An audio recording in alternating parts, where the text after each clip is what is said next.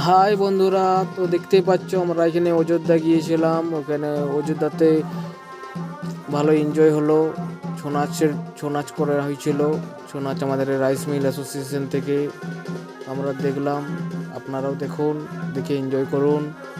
বাকিটা কেমন হয়েছে কমেন্ট করে জানিয়ে দিবেন বন্ধুরা। দেখতে থাকুন ভিডিওটা।